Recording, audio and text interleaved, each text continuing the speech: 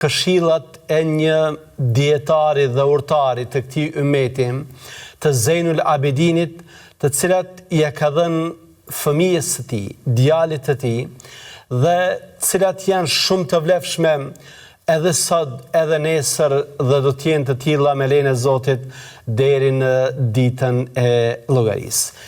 I biri i tij Muhamedi rrëfen se një ditë babai më ka thënë kësaj: o birim, do të porosis për disa gjëra, që 5 veta të mos i shoqërosh kurrë, të mos qëndrosh me ta dhe të mos marrësh rrugë kurrë me ta. I thash: o babaim, tu bëfsha kurban, po kush janë këta 5 veta? Tha: i pari është njeriu mkatar, i cili të shet për qoftë një kafshat buke apo edhe më pak.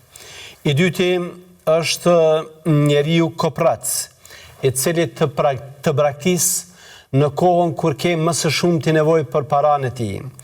I treti është gënjeshtari, i cili është sikur mirazhi, ta largon të afërten dhe ta afron atë që është larg.